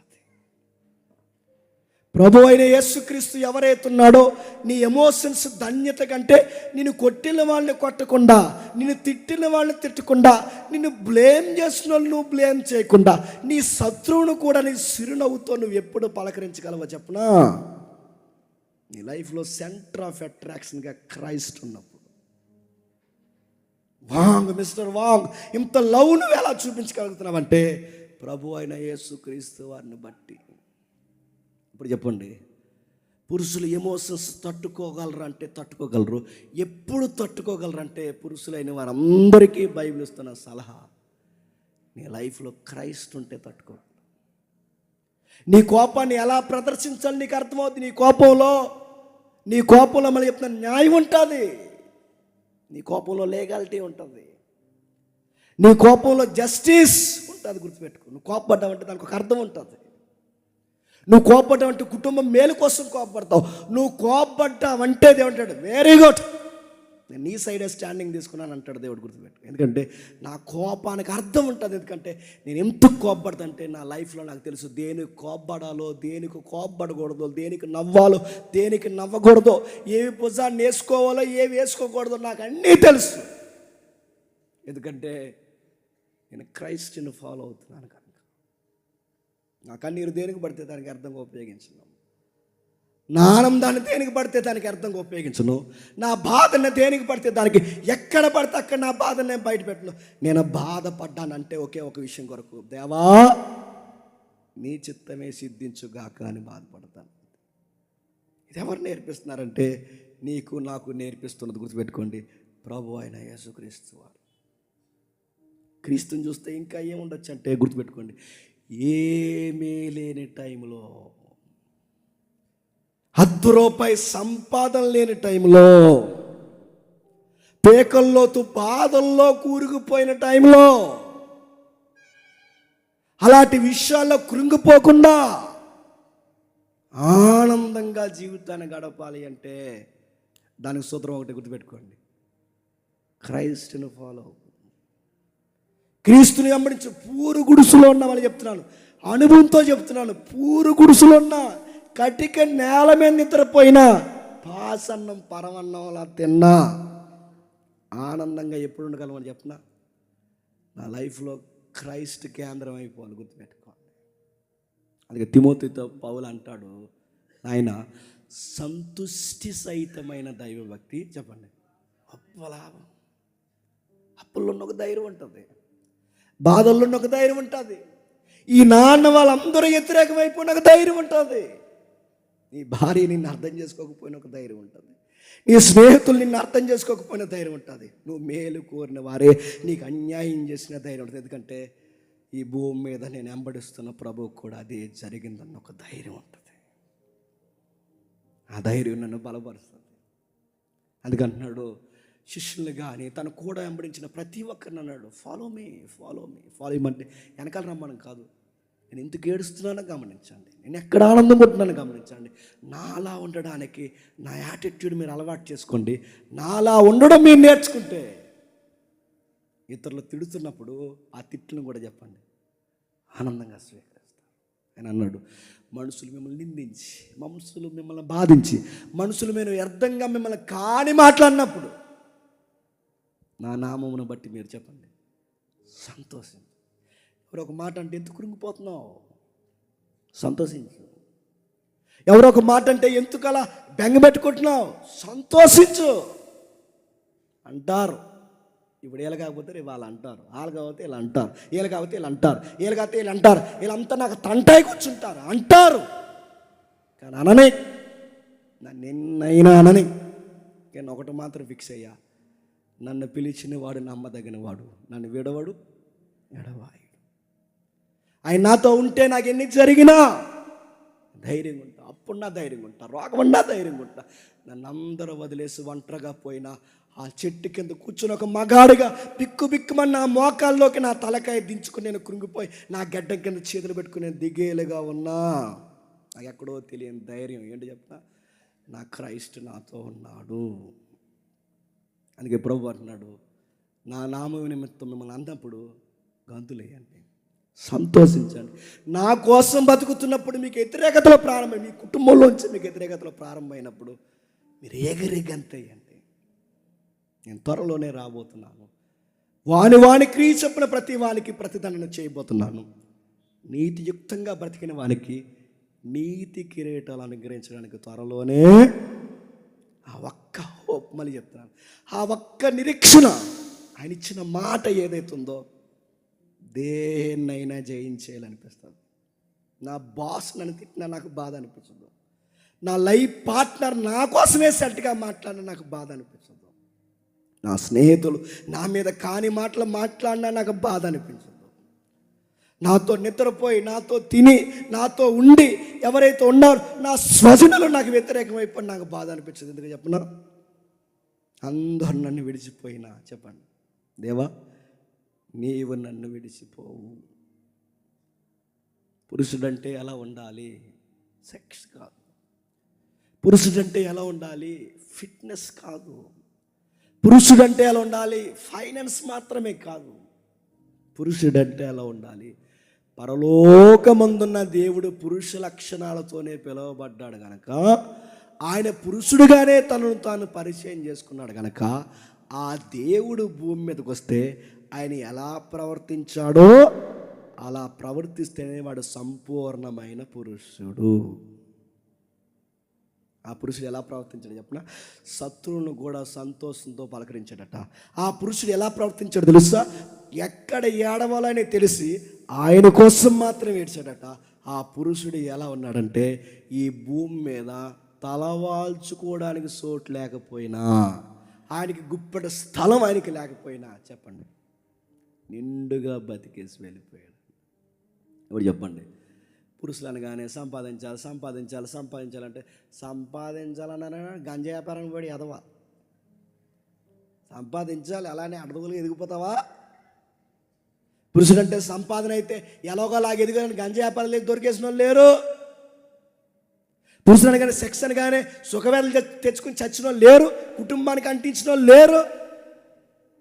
పురుషుడు అనగానే కోపాన్ని ప్రదర్శించడమే కుటుంబం అనుకుని ఆవేశంలో భార్యని చంపేసిన వాళ్ళు లేరు. పురుషుడు అనగానే ఇలానే ఉండాలి, వస్తువుల్ని గిరాయనన్నప్పుడు ఆ గిరేసిన వస్తువులు తగలకూడని చోట పిల్లలు తగిలి చనిపోయిన పిల్లలు లేరు. దాంతో ఈ సమాజం రాంగ్ డెఫినేషన్ చెప్తుంది పురుషులు అంటే. కానీ బైబిల్ చెప్తుంది పురుషుడు అంటే ఎలా చెప్పినా, ఇదిగో ఒక దేవుడు ఒక రోజు ఇలలోకి వచ్చాడు, ఆయన పురుష ఆకారంలోకి వచ్చాడు. ఎలా ఉండాలో పురుషులందరికీ చెప్పండి ఒక రోల్ మోడల్ చూపించాడు. పురుషులారా, మీరు అన్ని విషయాల్లో చెప్పండి మీ భార్యని చెప్పండి ప్రేమించండి. అన్ని విషయాల్లో అంటే అన్నీ, ఇంకేటని అడగండి బ్రాకెట్లో. అన్ని విషయాల్లో. ఎన్ని విషయాలు అంటే అన్నీ. నీకు నచ్చని మాట్లాడి చెప్పిన, ఆవిడ నిన్ను అర్థం చేసుకోకపోయినా కూడా నువ్వు ప్రేమించాలి. అప్పుడప్పుడు ఇలా అనే మాటలకి మనకి ఎలా ఉంటుంది చెప్పండి ఓపెన్ అయిపోండి పర్లేదు. అప్పుడప్పుడు అనే మాట గుద్దితే మొత్తం 250 ఎముకలు ఇరిగిపోయి అంత కోపం వస్తుంది. కానీ గుద్దం అప్పుడు వాళ్ళు జుట్టు ఇలా పట్టుకొని ఫడా అని 2 గుద్దేలు అనిపిస్తుంది. అర్థం వాళ్ళ మాటలు అలా ఉంటే అప్పుడు ఆ పల్లెరికి మాటలు భరించలేము, మనం ఏమైనా భరిద్దాం. కానీ అలా వెళ్ళిపోతే కుదిరికి వెళ్ళకుండా డైలాగ్ వేస్తుంది మనకి. అక్కడ అలా గొడవ జాగాలనిపిస్తుంది అని అడుగుతా. ఆ బింది మీద ఎత్తేయాలనిపిస్తుంది, ఆ గ్యాస్ స్టవ్లో ఇలా. కానీ అనం ఏదో కొట్టినారని దెబ్బలు కొట్టి మళ్ళీ 2వ దెబ్బ కొట్టలేం. ఏదో చెప్పినా నేను క్రైస్తవులు ఫాలో అవుతున్నాను. ఆవిడ అనే మాటలకు ఎప్పుడో వదిలేయాలి, అది అనే మాటలకు ఎప్పుడో దెబ్బకు చంపేయాలి. కానీ నేనేం అనకుండా వదిలేస్తున్నానంటే గుర్తుపెట్టుకోండి, నేను క్రైస్తవుని ఫాలో అవుతున్నాను. బాధ నేను దిగుమెంగు చేసుకుంటున్నాను, నేనే అనుకుంటున్నాను. ఒక దెబ్బ ఇచ్చారు కొట్టినా మళ్ళీ అలా ఇలా తిరిగి వచ్చి నేనే కౌగులించుకుని మళ్ళీ నేనే సర్లే అంటున్నాను. ఎందుకంటే ప్రభు అయిన యేసుక్రీస్తుని బట్టి నేను కాపురం చేస్తున్నాను. ఇలా చేయగలమంటే చేయగలం. భార్య అర్థం చేసుకోకపోయినా, అత్త అర్థం చేసుకోకపోయినా, మామ అర్థం చేసుకోకపోయినా, నాన్న అర్థం చేసుకోకపోయినా, అమ్మ అర్థం చేసుకోకపోయినా, పుట్టిన పిల్లలు మనకు తగిన ప్రేమను ఇవ్వకపోయినా ఎలా భరిస్తున్నారంటే, నా ప్రభువు నన్నే భరించాడు. చెప్పండి, నేను వీళ్ళని భరించలేనా? భరిస్తాను. నాకు ఓపిక వచ్చింది ఆయన బట్టి, నాకు అర్థం చేసుకుని వచ్చింది ఆయన బట్టి. తన సంఘాన్ని భరించిన ఆయన నా సంసారాన్ని కూడా చెప్పండి భరిస్తాను. ఇప్పుడు చెప్పండి, పురుషుడు అంటే చెప్పిన ఏడవండి, ధన్యకరంగా ఏడవండి, ఫిట్గా ఉండండి. ఆ బలాన్ని దేవుని కోసం, నీ కుటుంబం కోసం ఆశీర్వాదకరంగా వాడండి. ఫిట్నెస్ మెయింటైన్ చేయండి. ఎంత తినాలి అంతే తినండి, ట్యాంకులు పెంచకండి, మంచిగా ఉండండి. కానీ ఆ అందాన్ని ఏదైతే ఉందో ఆ బలాన్ని నీ కుటుంబానికి రక్షణ కవచంగా వాడడానికి ప్రయత్నం చేయండి. తన సంఘాన్ని ఆయన అలా కాపాడుకున్నాడు. తన సంఘం కొరకు ఆకలి దప్పులుతున్నాడు. సంఘమైన తన భార్య కొరకు అసూలు బాసాడు. తన సంఘం కోసం మోకాలి మీద అరిగిపోయాడు. నీ కుటుంబంలో నీ సంఘం ఏంటి చెప్పనా? నీ సంసారమే నీ సంఘం. ఆ సంఘం కోసం ఎంతగా భరించు. పురుషుడా, సంపాదించు. నేను అర్థం చేసుకోకపోయిన వారి కోసం కూడా నువ్వు సంపాదించు. నీ శత్రువులైన వారిని కూడా అర్థం చేసుకోవడానికి సంపాదించు. ప్రేమగా చూడు, బలంగా ఉండు, ఆశీర్వాదకరంగా మారిపో. నీ కోపం మీద వస్తే ఎంత ఎడవాలో మోకాళ్ళు వేసి చెప్పండి, దేవా ఈ బాధలు నాకు అడ్డొస్తున్నాయి, తీసేయమని నేను అడగను, కానీ తట్టుకునే శక్తి నాకు ఇవ్వయ్యా. నీ చిత్తమైతే ఇది మోయట, నీ చిత్తమైతే మోయగలిగే శక్తిని నాకు చెప్పండి దయచేయవయ్యని గత్యమనే వనం ప్రార్థనలు జ్ఞాపకం చేసుకోండి. ఇది పురుష లక్షణం అంటే. ఇలా కాకుండా మేము పెద్ద ఇంట్లోకి వచ్చి పోలీసు వాళ్ళలాగా అలాగే ఇలాగ అది ఇది అన్నావంటే నీ పిల్లలు కూడా నేను ఏమనుకుంటా చెప్పనా, రౌడీ ఏదో వస్తాడు ఇంటికి అనుకుంటారు ఎవరు? నీ పిల్లలే. నువ్వు ఇంటికి వచ్చినట్టునే డాడీ అని పరిగెట్టుకు రావాలి. నువ్వు ఇంటికి వచ్చినట్టునే తలుపు డోర్ ఓపెన్ చేసిన వెంటనే నీ వైఫ్కి జంక పిల్లలాగా అమ్మయ్యా వచ్చేసాడు అనిపించాలి. నువ్వు ఇంటికి వెళ్ళిన వెంటనే ఇంకా త్వరగా రావాలి కదండి అని అడిగేంత మాటలు నీ ముందు కనబడాలి. అలా కాకుండా 2 రోజులు ఇంట్లోనే ఉంటారా అని అనకూడదు, గుర్తుపెట్టుకోండి. హ్యాపీగా అడగాలి. నీ పిల్లలు నువ్వు వెళ్తుంటే ఏడుస్తూ రావాలి. ఎంత బ్యూటిఫుల్ సీనో తెలుస్తుంది. నీ పిల్లలు ఏడుస్తూ రావాలి. నీ భార్య కూడా వెళ్ళిపోతుంటే 70 సార్లు చెప్పాలి, త్వరగా వచ్చే అని. ఈ సీన్స్ అని అలవాటు చేసుకున్నట్టున్నాను. ఇది ఎవరి లక్షణం చెప్పిన? ప్రభు లక్షణం. ఆయన వెళ్ళిపోతున్నాడు, ఆయన కోసం ఏడ్చారు. తన సంఘం, తన భార్య ఏడుస్తుంది, ప్రభా ఆయన పిల్లలు ఏడుస్తున్నారు, ప్రభా ఎప్పుడు వస్తా అంటే ఆయన అన్నాడు, ఇదిగో చెప్పండి త్వరలోనే వస్తున్నాను, ఎదురు చూడండి, నేనుండు స్థలంలో చెప్పండి మీరు ఉండులాగిన త్వరలోనే వస్తాను. ఇప్పుడు చెప్పండి మ్యాన్హుడ్ అంటే చెప్పిన క్రైస్ట్ యాటిట్యూడ్ని అలవాటు చేసుకోవడమే మ్యాన్హుడ్. That is manhood. ఇది అలవాటు చేయండి, మీకు మీరే వింతకుంటారు, మీ ఫ్యామిలీకి వింతకుంటారు. ఈ యాటిట్యూడ్ అలవాటు చేసుకుని మీరు సెమినార్ నుంచి ఇంటికి వెళ్ళిన తర్వాత ఆ బిహేవియర్ అలవాటు చేసుకోండి, మీరు ఖచ్చితంగా అడుగుతారు, అరే ఎంత మార్పు ఎలా అంటే అప్పుడు చెప్పండి సోకాళ్ళ పురుషుడిని అంబడేస్తున్నానని చెప్పండి. ఆయన ఎవరు అని అడుగుతారు. ఆయన పేరు చెప్పండి ప్రభు అయిన యేసుక్రీస్తు. ఇప్పుడు ఇన్నన్న నువ్వు ఏడవరంటే ఇక్కడ ఏడవను చెప్పండి, నాకు ప్రార్థన గది ఉంది చెప్పండి, అక్కడ ఏడుస్తానని చెప్పండి. నీ ప్రవర్తన, నీ మాట, నీ ధైర్యం, నీ బలము, నీ శక్తి, నీ నిర్ణయాలు, నీ దర్శనం నీ కుటుంబం వారికి, నీ చుట్టూ ఉన్న వారికి ఆశీర్వాదం అవునుగాక. ఆమేన్, ఆమేన్, ఆమేన్. ప్రార్థన చేసుకుందాం. Thank you. ప్రార్థన చేసుకుందాం. ప్రేమగల తండ్రి, కృపగల దేవ, పురుషుడు అనగానే రకరకాల అర్థాలు ఈ సమాజం చెబుతుంది తండ్రి. కండలు పెంచాలని, శృంగారం చేయాలని, సంపాదిస్తేనే మగాలమని, మగాడు ఏడవకూడదని, మగాడు కోప్పడుతూనే ఉండాలని, భార్యని కనుసైగులతో కంట్రోల్లో పెట్టాలని, గట్టిగా అరవాలని, ఇలాంటివే పురుషుడని చెప్తుందే తప్ప పురుషుడు సృష్టికర్త ముందు మోకాల్లోని దేవా నన్ను వ్యతిరేకించే వాళ్ళని తట్టుకుని నా ఎమోషన్స్లో కూడా జాయ్ఫుల్గా నిలబడే ఒక ప్రవర్తన నాకు నేర్పించు ప్రభు అని అడిగే పురుష లక్షణాలు నేర్పించేవారు లేరు ఈ సమాజంలో. తండ్రి కోప్పడుతున్న ఆ కోపాన్ని అనుసుకొని వాళ్ళకి కాని మాటలు అంటున్న ఆ మాటలు బిగించి దాన్ని ఓర్చుకోవడం ఎలాగో తండ్రి గత్యం వనపు అనుభవాలు మాకు నేర్పించండి దేవా. పురుషుడంటే ఎలా ఉండాలో 33.5 సంవత్సరాలు ఈ భూమి మీద బ్రతికి చూపించిన తండ్రి మీ సుతుడు, మా దైవం ఎంత ఆశ్చర్యకరంగా దీవెనకరంగా మారిపోయాడు తండ్రి. తన కుటుంబం తన పిచ్చోడు అన్నారు, తన స్నేహితుడు తన ఒంటరిని చేశారు, తను నమ్మిన వారు తనకు ఎన్నుపోటు పొడిచారు, అయినా దేనికోసం ఆయన ఏడవలేదు తండ్రి. తండ్రి నీ చిత్తమే సిద్ధించకాక నీ కోసం ఏడ్చాడే తప్ప ఈ లౌకికమైన ఏ శ్రమ కోసం ఏడవలేదు. అలా మేము ఏడిస్తే తండ్రి దుఃఖపడేవారు ధన్యులనే ఒక ఆశీర్వాదం మా కొరకు దాసించావు తండ్రి. మా కన్నీళ్ళు విలువైనవి, మా ఎమోషన్స్ విలువైనవి, మా మాటలు చేతలు అన్నీ విలువైనవి తండ్రి. ఒక పురుషుడిగా తండ్రి నేను సరి అయిన పాత్ర నా కుటుంబంలో నేను పోషించకపోతే నేను క్రీస్తుని మరుగు చేస్తాను దేవా. తండ్రి లేని కుటుంబాలు ఎలా ఉంటాయో ఈ సమాజాన్ని మేము చూస్తున్నాం. ఆ ఇంటి ఇల్లాల బతుకు ఎలా ఉంటుందో, ఆ పిల్లల చీకటి పనులు ఎలా ఉంటాయో మేము చూస్తున్నాం తండ్రి. ఒక పురుషుడు సరిగ్గా లేకపోతే ఆ కుటుంబం ఎంత అల్లాడిపోతుందో మేము చూస్తున్నాం దేవా. కానీ మేము ఇంకా సజీవంగా మా కుటుంబంలో ఉన్నాం తండ్రి. బతుకుండగానే మా కుటుంబాన్ని తండ్రి పట్టింపు లేని వారిగా మేము ఉంటున్నామేమో, చీకటి పనులకు మా కుటుంబాన్ని అప్పగిస్తున్నామేమో. బాధ్యత నేర్పించండి, బాగు చేయండి, బాగుపరచండి. పురుషుడిగా ఏ విధంగా మాకు బతకాలో నేర్పించండి తండ్రి. ఒక వందాతనం మాకు నేర్పించండి.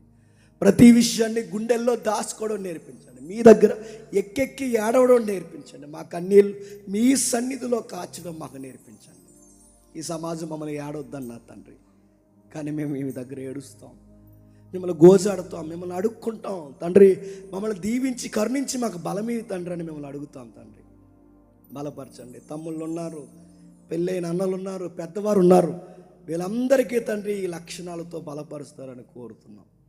తెలుసు తెలియక ఇప్పటివరకు కుటుంబంలో గలివిలులున్నా వాటిని చిత్రవదకు గురి చేసుకుని విడదీసుకునే ప్రయత్నాలు చేయక క్రీస్తు వలె భరించే ఓపిక అందరికీ దయచేస్తారని కోరుతూ నా జత పని వారిని, నా మాటలు వింటున్న వారిని, గాయకుల్ని, నా తమ్ముల్ని, అన్నల్ని, స్వార్థం లేకుండా పనిచేస్తున్న ప్రతి ఒక్కరిని తండ్రి మీరు దీవించండి. అన్నిటికన్నా ముఖ్యంగా ఈ సెమినార్ పాడైపోవాలని తండ్రి, ఈ సెమినార్ యొక్క నాశనాన్ని కోరుకుని మా మీద చెడ్డ మాటలు పలుకుతున్న సహోదరులు ఎవరైతే ఉన్నారో తండ్రి, వారిని కూడా మీరు దీవించండి. వారికి విశాలమైన దృక్కోణం వాళ్ళకి అలవాటు చేయండి తండ్రి.